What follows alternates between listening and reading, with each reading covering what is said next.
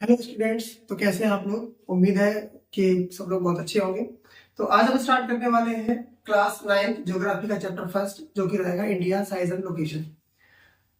सबसे पहले हम देखते हैं कि वर्ल्ड में इंडिया का लोकेशन क्या रहेगा, कहाँ पर लाई करता है।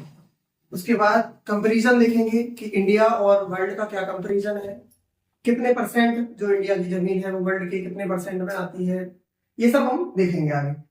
तो स्टार्ट करते हैं।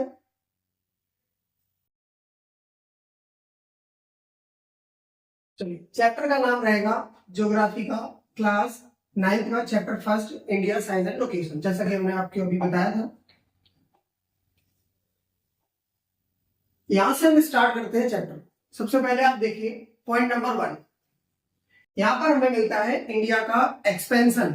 एक्सपेंशन का मतलब होता है कि कोई भी चीज या इंडिया को हम लेते हैं तो कितनी फैली हुई है, यानी कि कितनी दूर दूर तक वो फैली हुई है। जैसे कि आप यहाँ पर आप इंडिया को देख पा रहे हैं, इसका विस्तार क्या है? विस्तार मतलब फैलाव। तो जैसे हम पहला पॉइंट पढ़ते हैं, इसमें लिखा है लैटिट्यूडनल एक्सटेंशन। लैटिट्यूड का मतलब है ये जो लैटिट्यूड है 0 डिग्री, इस तरीके से ये कितना फैला हुआ है इसको समझेंगे। तो यहाँ पर जो पहला पॉइंट हमें मिलता है लैटिट्यूड, जब हम नॉर्थ डायरेक्शन में जाते हैं, कौन सी डायरेक्शन में जाते हैं? नॉर्थ डायरेक्शन में। तो पहला लैटिट्यूड हमें कौन सा मिलता है? इसके बाद इंडिया को पूरा क्रॉस करने के बाद लास्ट लैटिट्यूड हमें कौन सा मिलता है? ये दोनों यहाँ पर लिखे हुए हैं, 8 डिग्री 4 मिनट नॉर्थ। नॉर्थ जैसा कि इसमें लगा हुआ है, हमने आपको बताया कि हम 0 डिग्री इक्वेटर से नॉर्थ डायरेक्शन में मूव करते हैं, इसलिए यहाँ पे नॉर्थ लगा है। सेम जब हम लास्ट में ऊपर पहुंच जाते हैं तो इसकी वैल्यू ये लिखी हुई है 37 डिग्री 6 मिनट नॉर्थ। इसमें भी क्योंकि हम ऊपर की तरफ जा रहे होते हैं इसलिए नॉर्थ लगा हुआ है। इसी को अगर हम लॉन्गिट्यूड में अगर समझना चाहें तो पहले हम ये जो 0 डिग्री आपको लॉन्गिट्यूड दिख रहा है, जिसे हम प्राइम मेरिडियन में कहते हैं, इस प्राइम मेरिडियन से हम किस डायरेक्शन में मूव करेंगे? ईस्ट में। ऑब्वियसली ईस्ट है यहाँ पर, तो ईस्ट में मूव करेंगे। तो इसकी वैल्यू अगर हम देखें तो सेकेंड पॉइंट ये लिखा हुआ है, सेकेंड पॉइंट, जिसकी वैल्यू है 68 मिनट 7 सेकेंड। तो ये जो पॉइंट दिख रहा है आपको, इंडिया का लास्ट जो कि गुजरात पड़ता है, इसकी वैल्यू रहेगी 68 डिग्री 7 मिनट ईस्ट, क्योंकि हम ईस्ट में मूव कर रहे हैं। यहाँ पर देखो दूसरा लिखा है 97 डिग्री 25 मिनट ईस्ट। ये लिखा हुआ है ईस्टर्न पॉइंट का, जो कि यहाँ पे स्टेट पड़ता है अरुणाचल प्रदेश, उसका लिखा हुआ है। ये 0 डिग्री इक्वेटर है, ये पूरे वर्ल्ड को नॉर्थ हेमिस्फीयर में बांटती है और साउदर्न हेमिस्फीयर में बांटती है। सेम उसी प्रकार ये जो आप लाइन देख रहे हैं प्राइम मेरिडियन, ये इंडिया को फिर से 2 पार्ट में बांटता है। ये जो पार्ट है इसको हम बोलते हैं ईस्टर्न हेमिस्फीयर, और ये जो पार्ट है इसको हम बोलते हैं वेस्टर्न हेमिस्फीयर। हेमिस्फीयर का मतलब है, अगर हम इस पूरे सर्कल को एक गोल मानते हैं तो गोल को जब हम आधा काटते हैं तो वह हेमिस्फीयर कहलाता है। मैथ में आपने पढ़ा होगा। तो यहां पर हम अगर देखें तो इंडिया जो है वो इस पॉइंट से कौन सी डायरेक्शन में लाई करता है? तो इस तरफ चलते हैं तो ये ईस्ट होता है, और यहां चलते हैं तो नॉर्थ होता है। तो इंडिया की जो लोकेशन है वो नॉर्थ ईस्ट भी कह सकते हैं, और नॉर्दर्न हेमिस्फीयर इसका सही आंसर रहने वाला है।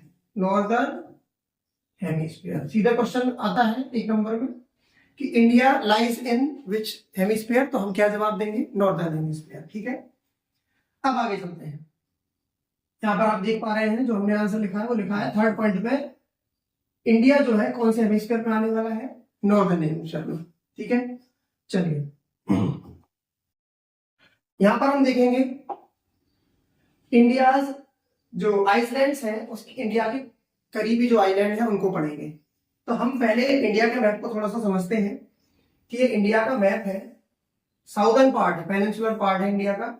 तो इसके वेस्टर्न पार्ट में एक वाटर बॉडी है जिसका नाम है अरेबियन सी। ऐसे ही सेम ईस्टर्न पार्ट में भी एक वाटर बॉडी है जिसका नाम है बे ऑफ बंगाल। ठीक है, डायरेक्शन अगर पूछे तो डायरेक्शन रहेगी साउथ ईस्ट, क्योंकि ये डायरेक्शन साउथ है और ये डायरेक्शन ईस्ट है। तो दोनों के जो बीच की होगी वो कौन सी होगी? South east. यहां पर भी ऐसे ही लिखा है साउथ वेस्ट, क्योंकि ये दोनों के बीच में। दोनों वाटर बॉडीज में हमारे जो नाइबर्स आइलैंड है वो कौन कौन से हैं वो भी आप देख लीजिए। लक्षद्वीप जो कि कौन सी वाटर बॉडी में आने वाला है? अरेबियन सी में। तो लक्षद्वीप जो है वो अरेबियन सी में लाई करता है।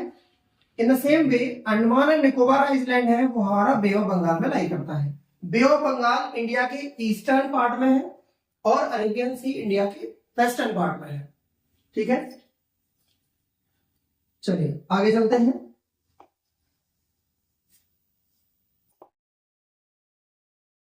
यहां पर लिखा हुआ है इंडिया का एरिया 3.28 मिलियन स्क्वायर किलोमीटर, ये टोटल एरिया है इंडिया का। ठीक है, अगर वैसे तो यही क्वेश्चन आता है, अगर ये इसको लाख में अगर पूछे, लाख में अगर पूछते हैं तो पॉइंट थोड़ा सा शिफ्ट हो जाता है, 32.8 लाख किलोमीटर आ जाता है आंसर। लेकिन हमें ये याद रखना है क्योंकि अब एनसीईआरटी में ये दिया गया है। तो क्या रहेगा एरिया 3.28 मिलियन स्क्वायर किलोमीटर। ठीक है, टोटल एरिया रहेगा इंडिया का।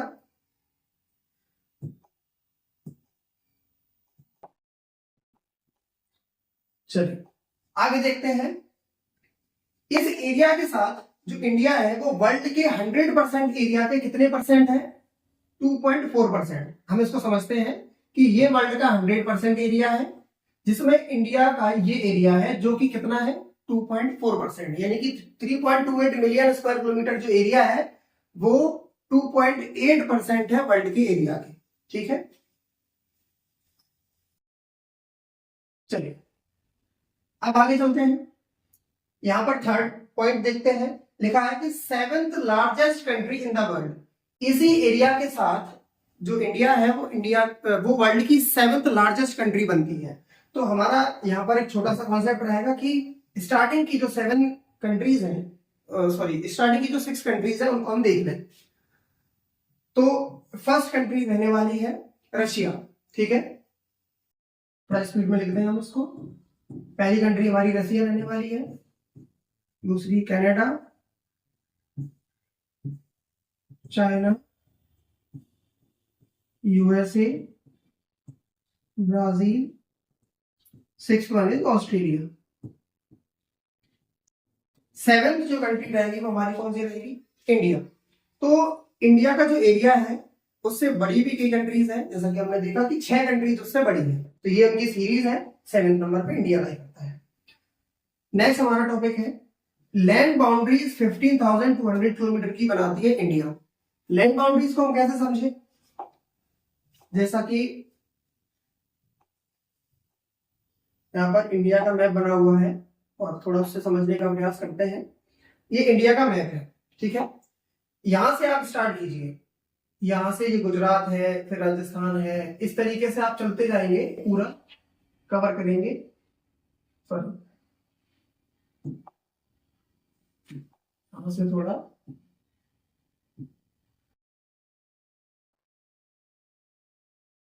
ये जो आप एरिया देख रहे हैं, ये जो लाइन हम यहाँ पे ड्रॉ कर रहे हैं, उस लाइन से हमें ये पता चलता है ये पूरी डिस्टेंस अगर हम मेजर करेंगे तो ये पूरी डिस्टेंस अप्रोक्स कितनी हो जाती है?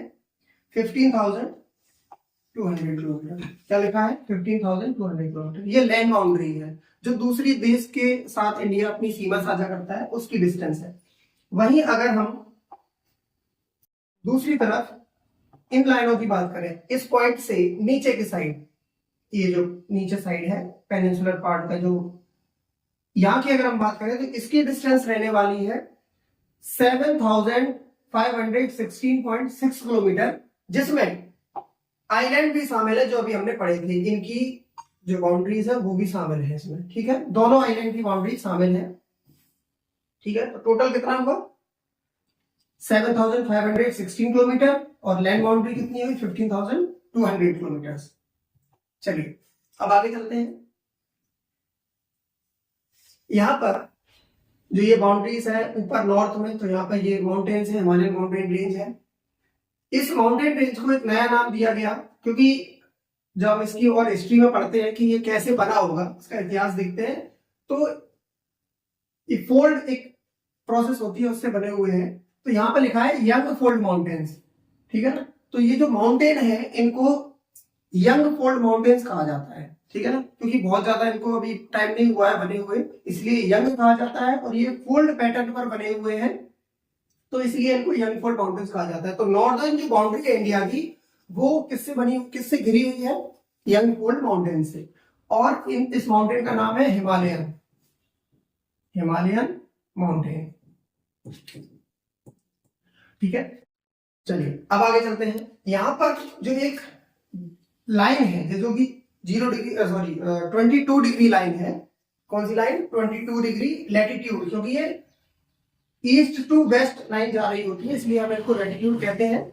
और 22 डिग्री वो लैटिट्यूड है जिस पॉइंट से इंडिया की जो बाउंड्री है वो श्रिंक होने लगती है। श्रिंक का मतलब होता है सिकुड़ना, यानी कि यहां से ट्रायंगुलर फॉर्म बनाती है, जो कि हम पेनिनसुलर पार्ट पढ़ते हैं, तो ट्रायंगल फॉर्म करती है इस 22 डिग्री के नीचे। ठीक है, जिसको हम क्या नाम देते हैं? पेनिनसुलर इंडिया, पेनिनसुलर पार्ट कह लो या इंडिया कह लो, पेनिनसुलर पार्ट। ठीक है, तो डिग्री याद रखना कितनी है? 22 डिग्री नॉर्थ। यहां पर अब आप सोच रहे होंगे कि एक लाइन और होती है जिसको हम लोग ट्रॉपिक ऑफ कैंसर कहते हैं। ठीक है, उसकी वैल्यू अलग होती है, ट्रॉपिक ऑफ कैंसर, उसकी वैल्यू होती है 23 डिग्री 1/2 मिनट नॉर्थ। ये ट्रॉपिक ऑफ कैंसर की वैल्यू, ये दोनों अलग है लेकिन बहुत ज्यादा डिफरेंस नहीं है, अप्रोक्स 1.5 डिग्री का फर्क है। चलिए आगे चलते हैं। इस साइड जैसा कि हमने पढ़ा है अरेबियन सी है और इस ईस्ट में बे ऑफ बंगाल है। यहाँ पे पॉइंट जो हमने अभी पढ़ा वो लिखा हुआ है, south of 22 degree north India narrows extending into the Indian ocean, क्योंकि साउथ में जो वाटर बॉडी है वो इंडियन ओशियन है, क्योंकि इंडिया के जो चारों तरफ साइड तीन साइड जो लैंड वाटर बॉडीज है वो कौन कौन सी है? पहला ईस्ट में पड़ता है बे ऑफ बंगाल, साउथ में इंडियन ओशन और वेस्ट में अरेबियन सी। ठीक है, तो इंडियन ओशन की तरफ जब इंडिया में बढ़ते हैं हम, तो 22 डिग्री वो डिग्री होती है जहां से इंडिया नैरो यानी कि सकरा यानी कि पतला रास्ता होना स्टार्ट हो जाता है, जिसे हम ट्रायंगुलर फॉर्म में अभी समझ चुके हैं। ठीक है, यहां देखिए, and dividing it into the Arabian sea west में और bay of Bengal in the east में। बे ऑफ बंगाल कहां है? इसके ईस्ट में, और वेस्ट में अरेबियन सी। अब आते हैं यहां पर, the latitude and the longitude x tends about 30 degree each. इसका मतलब ये हुआ कि अगर हम इंडिया को समझना चाहें तो यहां से लेकर यहां तक, यानी कि साउथ पॉइंट से लेकर नॉर्थ पॉइंट तक इंडिया कितनी डिग्री में फैला हुआ है? तो 30 डिग्री में फैला हुआ है। कितनी डिग्री में? 30 डिग्री में। अब इसको हम एक एक्सपेरिमेंट करते हैं छोटा सा, और इसको समझते हैं कि 30 डिग्री ही क्यों निकला। चलिए देखते हैं, अपने इसकी जो एक्सटेंशन पढ़े हैं पहले हमने, वहां से स्टार्ट करते हैं। ये जो एक्सटेंशन पढ़ा था ये हमने पढ़ा था कितना? 8 डिग्री 4 मिनट। आप यहाँ पे लिख लीजिए, ऊपर का जो था ऊपर का वो था 72 डिग्री 37 डिग्री 6 मिनट, और नीचे जो था वो था 8 डिग्री 4 मिनट। तो अप्रोक्स आप क्या कीजिए, इनको माइनस कीजिए, तो अप्रोक्स जो माइनस का आंसर आएगा वो 30 डिग्री आएगा। अप्रोक्स बोल रहे हैं, अब याद रखिएगा, अप्रोक्स बोल रहे हैं हम। तो अप्रोक्स जो 30 डिग्री आया, देखिए एक बार फिर से समझिए, साउथर्न पॉइंट से लेके नॉर्दर्न पॉइंट तक का जो डिस्टेंस है वो अप्रोक्स कितना निकला? 30 डिग्री। डिग्री बात करना है यहां पर हम, वही लिखा हुआ है यहां पर, देखिए कितना? 30 degree each. yet the east and west extent appears visually smaller than the north south। इसका ये मतलब है कि इंडिया को अगर हम समझें तो नॉर्थ साउथ का जो डिस्टेंस है वो ज्यादा है और ईस्ट वेस्ट का जो डिस्टेंस है वो कम है। अगर किलोमीटर्स की हम बात करें तो नॉर्थ टू साउथ जो किलोमीटर है, नॉर्थ से साउथ, वो रहने वाला है 3214 किलोमीटर एग्जैक्ट, और ईस्ट और वेस्ट का जो डिस्टेंस है वो रहने वाला है 2933 किलोमीटर। ठीक है, अगर हम इसको भी अप्रोक्स में लिखें तो अप्रोक्स रहने वाला है 3000 किलोमीटर। 3000 kilometre approx. कैसे? मैथ में पढ़ा होगा, एवरेज कैसे निकालते हैं, तो 3214 और 2933 को ऐड कर लीजिए, जो भी आंसर आएगा उसको डिवाइड कर दीजिए 2 से, तो अप्रोक्स जो आंसर आएगा वो 3000 किलोमीटर आएगा। यानी कि हम लगभग कह सकते हैं कि नॉर्थ से साउथ में जब हम जाएंगे तो लगभग 3000 किलोमीटर हमें क्रॉस करना पड़ेगा, वेस्ट टू ईस्ट जाएंगे तब भी हमें लगभग 3000 किलोमीटर क्रॉस करना पड़ेगा। चलिए अब आगे चलते हैं। इंडिया में हम बात करते हैं the concept of time. Time. Time यहाँ पर आया है तो इससे हम दो चीजें समझ लें पहले, कि जो लैटिट्यूड वर्ड आया है चैप्टर में, लैटिट्यूड, तो लैटिट्यूड हमें किस चीज के बारे में बताता है जी? टेम्परेचर के बारे में बताता है। किस चीज के बारे में? टेम्परेचर के बारे में बताता है। ठीक है, अभी आप याद कर लीजिए इसको, बाद में हम इसको कभी लैटिट्यूड लॉन्गिट्यूड की और डिटेल में बात होगी तो हम इसको समझेंगे कि लैटिट्यूड कैसे रिस्पॉन्स या कैसे डिपेंड करता है टेम्परेचर, या टेम्परेचर कैसे लैटिट्यूड पर डिपेंड है। और लॉन्गिट्यूड की अगर हम बात करें तो लॉन्गिट्यूड रिस्पॉन्सिबल है टाइम के लिए। इस चीज के लिए, टाइम के लिए। ठीक है, अब यहाँ पर हम लॉन्गिट्यूड को समझेंगे कि कैसे टाइम के लिए रिस्पॉन्सिबल। यहाँ पर आप ध्यान से देखिए, ये जो आपको लाइन दिख रही है ये इंडिया का IST है। IST का मतलब हो गया इंडियन स्टैंडर्ड टाइम, जिससे भारत का समय जो है वो देखा जाता है। ठीक है, समय सेट किया जाता है, हमारे मोबाइल फोन्स, घड़ी जो भी है वो सब इस लाइन से सेट होती है।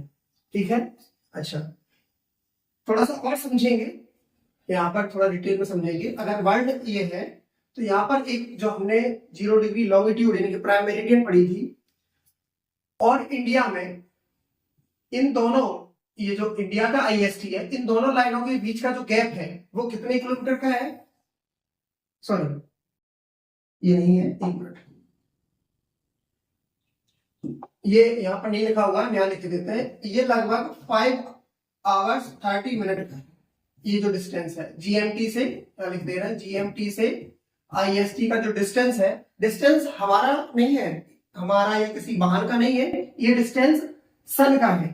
ठीक है, सन कितनी देर में IST से GMT तक पहुंचता है उसका टाइमिंग है 5 आवर्स 30 मिनट।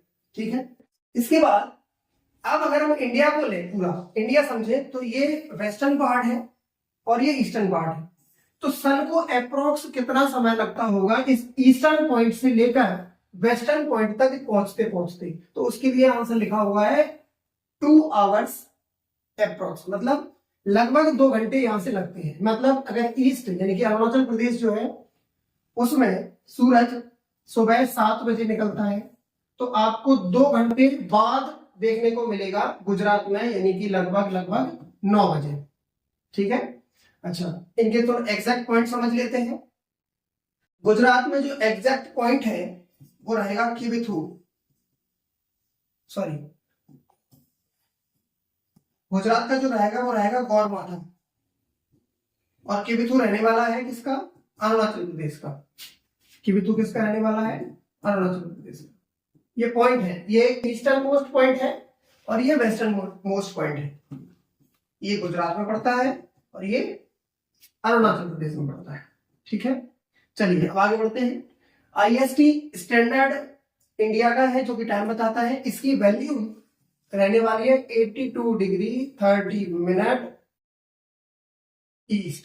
ये आप ईस्ट क्यों लगाया आपने इसमें? क्योंकि ये जो लाइन है वो ईस्ट की तरफ जाती है, जैसा कि हमने स्टार्टिंग में पढ़ा, आप देख लीजिए थोड़ा सा।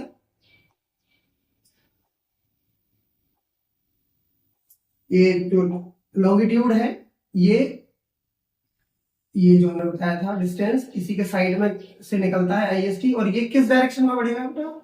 ईस्ट की डायरेक्शन में बढ़ेगा, इसलिए IST के साथ हम लोग क्या लगाते हैं? ईस्ट लगाते हैं। ठीक है, चलिए अब आगे चलते हैं। ये जो लाइन है IST, इसके बारे में एक फैक्ट दिया गया है। पहले तो हम इसको स्टैंडर्ड मेरिडियन ऑफ इंडिया के नाम से जानते हैं, जिसकी वैल्यू 82 डिग्री 30 मिनट ईस्ट है। ये उत्तर प्रदेश के मिर्जापुर से निकलती है। ठीक है, पहले इसको नैनी के नाम से जाना जाता था, अभी इसको मिर्जापुर के नाम से जाना जाता है। इसको इंडियन स्टैंडर्ड टाइम कहा जाता है। कुछ स्टेट्स हैं यहाँ पर, आप अभी हम देखेंगे कौन सी स्टेट है जिससे ये गुजरती है। इसके बाद क्या लिखा हुआ है यहाँ पर देखिए, the 30 degree with creates a 2 hour time to gap between the Arunachal Pradesh and Gujarat. तो 30 डिग्री का जो टाइम लैप्स है वो बताता है कितना, कि 2 घंटे लग जाएंगे ईस्ट से वेस्ट सन को जाने में। ठीक है, चलिए अब आगे चलते हैं।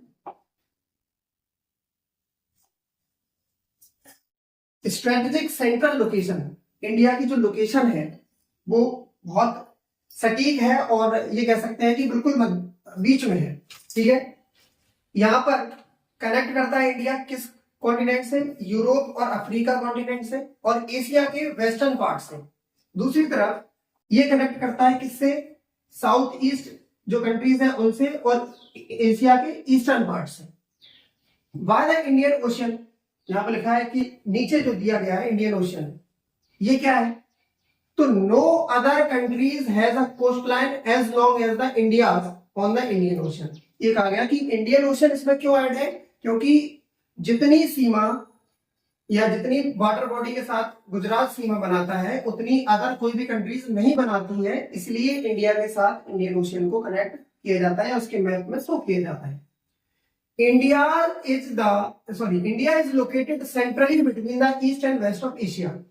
एशिया के लगभग सेंट्रल पार्ट में ये लोकेटेड है, एशिया के सेंट्रल पार्ट, ये इसका प्लस पॉइंट कह सकते हैं। आगे चलते हैं, cultural exchange and the flow of ideas. Culture कैसे एक्सचेंज हुआ देखते हैं। द उपनिषद, उपनिषद में हम पढ़ते हैं, जैसे उपनिषद का एग्जांपल हो गया रामायण हो गया, पंचतंत्र हो गया, इनकी स्टोरीज जब हम पढ़ते हैं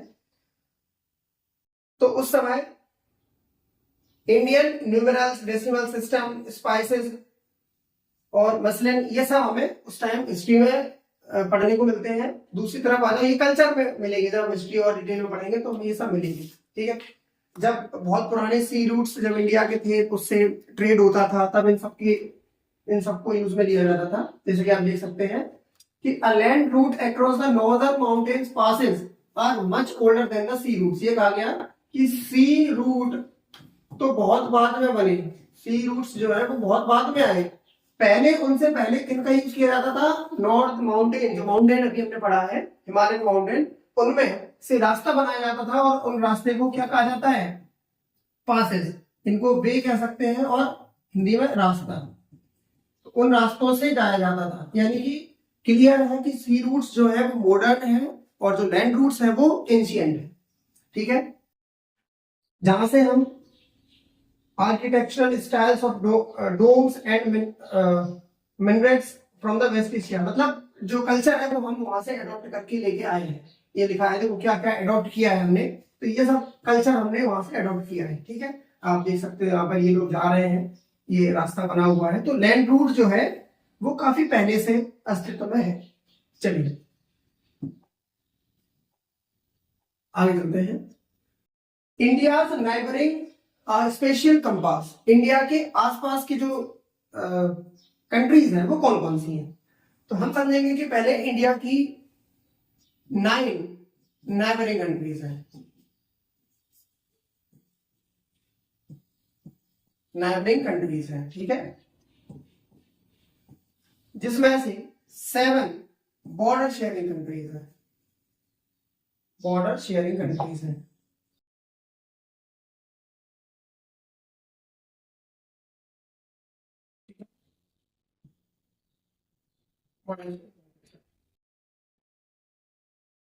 नाइबरिंग कंट्रीज कितनी हो गई, 9, बॉर्डर शेयरिंग कंट्रीज कितनी हो गई, 7। यहां पर देखते हैं इंडिया के, थोड़ा समझा दें, अगर ये मैप इंडिया है तो यहां पर पाकिस्तान पड़ता है, ठीक है, यहां पर अफगानिस्तान पड़ता है, यहां पर चाइना, थोड़ा इसको और एक्सपेंड करेगा तो लगभग ये काइट की शेप का बना लेते हैं, चाइना, नेपाल, भूटान, यहाँ पर म्यांमार, बांग्लादेश, श्रीलंका, तो ये लगभग 7 हो गए, 1 2 3 4 5 6 7।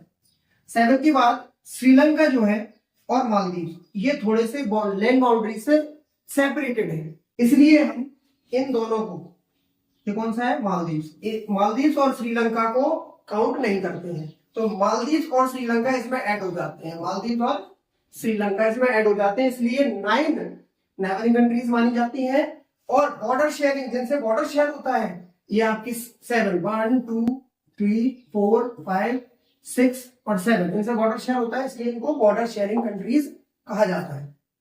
आप देख पा रहे होंगे पाकिस्तान लिखा हुआ है, ठीक है, अफगानिस्तान, इसके बाद चाइना, नेपाल, भूटान, म्यांमार, बांग्लादेश, ये सब आपकी नेबरिंग कंट्रीज में आ जाती हैं। यहाँ पर सॉरी ये गलत लिखा हुआ है, यहाँ पर स्टेट्स की अगर हम बात करें तो 28, आज हम जब ये वीडियो बना रहे हैं तो 26 में ये वीडियो बन रहा है, मई 26 में। तो 28 स्टेट्स हैं और 8 यूनियन टेरिटरीज है। ठीक है, यूनियन टेरिटरीज वो होती हैं जिनको गवर्नमेंट डायरेक्ट कंट्रोल करता है। ठीक है, इनमें कोई सीएम नहीं होता, केवल दिल्ली में सीएम है, बाकी किसी जगह नहीं है। तो इनको डायरेक्ट किसके द्वारा कंट्रोल किया जाता है? सेंट्रल गवर्नमेंट के द्वारा। ठीक है, कभी डिटेल दूसरी वीडियो में कभी मौका मिला तो हम जरूर शेयर करेंगे कि यूनियन टेरिटरीज की क्यों जरूरत है। ठीक है ना, थोड़ा आर्ट एंड कल्चर का ये एस्पेक्ट है, इसलिए चलिए आगे चलते हैं। Southern waters and straits. ठीक है, इंडिया के साउथ में जैसे कि हमने बताया था कि 3 वाटर बॉडीज हैं। ठीक है, पहला अरेबियन सी, इंडियन ओशियन और उसके साथ बे ऑफ बंगाल। तो यहां थोड़ा समझने की कोशिश करते हैं। इंडिया के वेस्ट में पड़ता है इंडियन ओशियन, सॉरी ये इसमें सही नहीं लिखा हुआ है, एक सेकेंड। इंडिया के साउथ में पड़ता है इंडियन ओशियन। ठीक है, यहां पर लिख दे रहे हैं इंडियन ओशियन, और इसको थोड़ा कट कर देते हैं, यहां पर है अरेबियन सी। ठीक है, अच्छा ये हो गया वेस्ट में, इंडिया के वेस्ट में। यहां पर ईस्ट में हो जाएगा बे ऑफ बंगाल और साउथ में क्या हो जाएगा? Indian ocean. अब चलिए समझते हैं। यहां पर ये श्रीलंका, सॉरी यहां पर ये मालदीव है। तो Maldives island are situated to the south of the Lakshadweep island. Lakshadweep ये आइलैंड है, इसके साउथ में मालदीव एक कंट्री है जो कि अभी हमने पढ़ी नाइबरिंग कंट्रीज है। ठीक है, बॉर्डर शेयरिंग कंट्रीज नहीं है। इसके साथ हम यहाँ पे पढ़ेंगे ये पार्ट, ये श्रीलंका है और ये इंडिया है। यहां पर एक वाटर बॉडी है जो कि बे ऑफ बंगाल को और अरेबियन सी को कनेक्ट करती है। ठीक है, इसका नाम है पाक स्ट्रेट, ये लिखा हुआ है पाक स्ट्रेट। स्ट्रेट का मतलब होता है खाड़ी। स्ट्रेट को हम अगर डिफाइन करें तो कुछ इस प्रकार कर सकते हैं, 2 पॉइंट से। ठीक है ना, स्ट्रेट का मतलब होता है खाड़ी, मतलब ऐसी जगह, a narrow channel, a narrow water channel which connects 2 water bodies, एक पानी की ऐसी धारा जो 2 वाटर बॉडीज को जोड़ती हो। ठीक है, पहला पॉइंट हो गया, लिख देते हैं यहाँ पे a narrow channel of water which connects to water bodies। ठीक है, 2 वाटर बॉडीज। दूसरा पॉइंट ये है कि a narrow water channel which separates 2 land mass, एक पानी की ऐसी धारा जो 2 लैंड मास को सेपरेट करती है। a narrow water channel which separates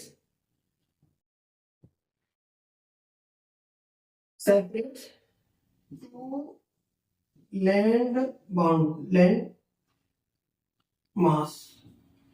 ठीक है, तो 2 पॉइंट से हम समझ सकते हैं स्ट्रेट। तो इंडिया के पास एक स्ट्रेट है जिसका नाम है पाक स्ट्रेट, और पाक स्ट्रेट इंडिया और श्रीलंका को अलग करता है। ठीक है, पानी की अगर धारा की बात जोड़ने की करें तो बे ऑफ बंगाल और अरेबियन सी को कनेक्ट करता है। ठीक है, यहां पर देखो पेनिनसुला लिखा है। पेनिनसुला को हम कैसे समझेंगे? पेनिनसुला एक लैंड का एक ऐसा पार्ट होता है जो कि 3 side covered with water. 3 side किससे कवर्ड होनी चाहिए? वाटर से, और 1 साइड कवर्ड विथ लैंड, उसको हम कहेंगे पेनिनसुला। अगर आप इंडिया को बहुत गौर से देखेंगे तो आपको दिखेगा कि ऊपर साइड जमीन है, क्योंकि ऊपर 1 साइड है, तो 1 साइड क्या हो गया? लैंड हो गया। 3 साइड से 1, 2 और 3 साइड से क्या है? वाटर है। अभी हमने पढ़ी वाटर बॉडीज, एक साइड से बे ऑफ बंगाल, एक साइड से अरेबियन सी और एक साइड से इंडियन ओशन। तो इस टाइप का कोई भी लैंड मास होता है उसको हम पेनिनसुला कंसीडर करते हैं। उसको क्या कहते हैं बेटा? पेनिनसुला कहते हैं। ठीक है, डेफिनेशन लिखी हुई है, a piece of land bordered by water on 3 sides, जैसा कि हमने पढ़ा 3 साइड से, but connected to the mainland on the 1 side. और एक साइड से क्या होनी चाहिए? जमीन से ऐड होनी चाहिए। ठीक है, चलिए अब आगे चलते हैं।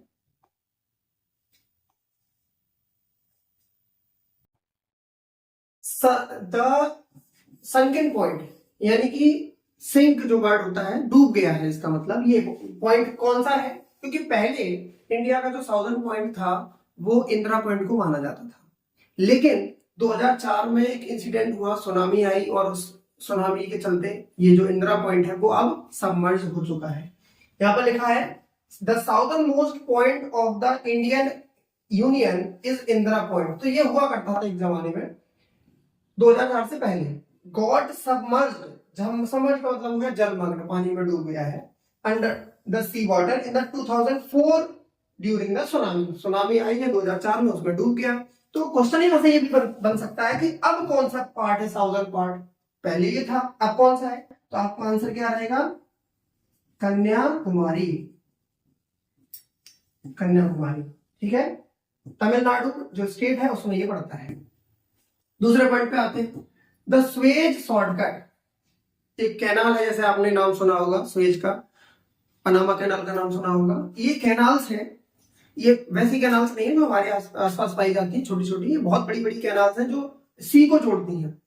इनसे क्या है, ट्रेड रूट तैयार किए जाते हैं, शॉर्टेस्ट ट्रेड रूट। जैसे आपने साइंस में पढ़ा होगा डिस्प्लेसमेंट, जो कि शॉर्टेस्ट डिस्टेंस होता है ना, तो इसी प्रकार सी रूट्स हैं, और कैनाल्स कोशिश ये करती है कि इनके सी रूट की जो डिस्टेंस है वो कम से कम कर दी जाए। तो इसी प्रकार का एक सी रूट है स्वेज कैनाल। ये क्या करता है कि जब से ये खुला है, कब से खुला भैया? 1869 से ये ओपनिंग है इसकी, मतलब बन चुका था, ये तैयार हो चुका था। इंडिया की डिस्टेंस यूरोप से, कहां से? यूरोप से कम हो गई है कितनी? 7000 किलोमीटर, 7000 किलोमीटर का डिफरेंस आया। ये मामूली 2-4-5 किलोमीटर की बात नहीं है, पूरी 7000 किलोमीटर की बात है। तो सोचो कि कितना मोस्ट इंपोर्टेंट कैनाल रही होगी ये स्वेज कैनाल। ठीक है, चलिए आगे चलते हैं।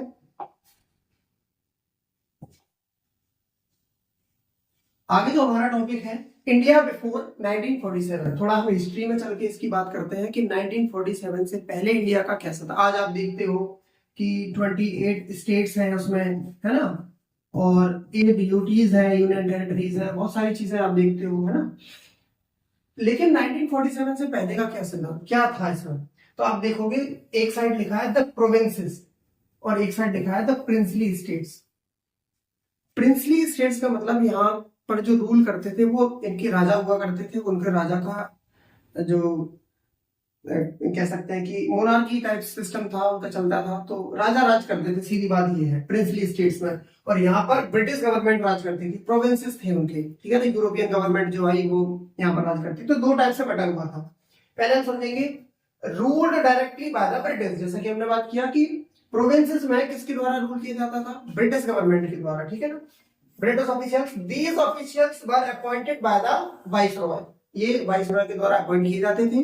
दूसरी साइड आप पढ़ेंगे princely states ruled by the local और हेरिडेटरी रूलर्स। ये अपने आसपास जो लोकल रूलर्स होते हैं उनके द्वारा, या फिर हेरिडेटरी किंग। हेरिडेटरी का मतलब होता है अनुवांशिकीय राजा। अनुवांशिकी का मतलब हुआ कि पहले पिताजी राजा थे, अब उनके लड़के हुए, वो राजा बन गए, अब उनके लड़के हो गए तो वो राजा बनेंगे। मतलब एक ही फैमिली के जो लोग हैं वो कंटिन्यूटी बनाए रखते हैं, तो उसको हम बोलते हैं हेरिडेटरी किंग।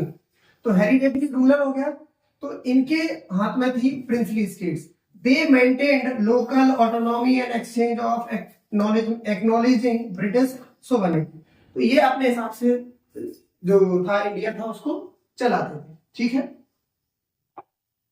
चलिए इसी के साथ अब फर्स्ट चैप्टर हमारा कंप्लीट होता है ज्योग्राफी का, और हम उम्मीद करते हैं कि आपको वीडियो पसंद आया होगा। इसी तरह की और वीडियो पाने के लिए आप हमारे चैनल से जुड़े रहें और वीडियो को लाइक और सब्सक्राइब जरूर करें। Thank you, have a good day.